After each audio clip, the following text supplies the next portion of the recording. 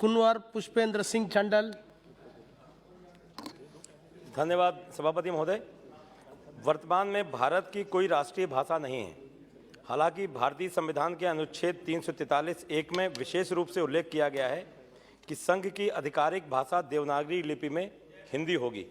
आधिकारिक भाषाओं के अलावा संविधान 22 क्षेत्रीय भाषाओं को मान्यता देता है, जिनमें अनुसूचित भाषाओं के रूप में हिंदी शामिल है, लेकिन अंग्रेजी नहीं है। भारत वर्तमान में अपनी आज़ादी के अमृत काल में है और उसके सामने वर्ष 2047 तक भारत को पुनः विकसित राष्ट्र बनाने का लक्ष्य है और सर्वविदित है कि अतीत के बोध के बिना भविष्य का निर्माण संभव नहीं है तथा यह तब उस अवस्था में और भी प्रखर हो जाता है जबकि भारतीय संस्कृति सनातन है और उसके प्रवाह में कोई टूटन नहीं है, उसमें निरंतरता है।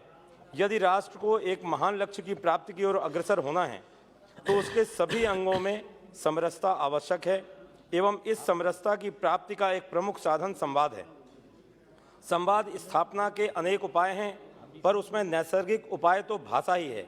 यद्यपि आज के समय में देश में अनेक भाषाओं का प्रचलन है, पर भारतीय संस्कृति में सामाजिक जुड़ाव की जो क्षमता संस्कृत में है वह किसी अन्य भाषा में नहीं है।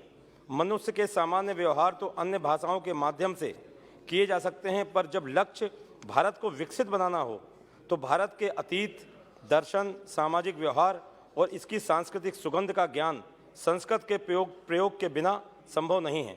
और तब जब यह भाषा न सिर्फ भाषा विज्ञान की कठिनतम कसौटी में सर्वोत्कृष्ट है, अपितु विश्व शांति, संपूर्ण मानव जाति के समग्र विकास जैसे मानवीय मूल्यों का हिमालय के उच्च मानस क्षेत्रों से उच्च स्वरित उद्घोष भी करती है।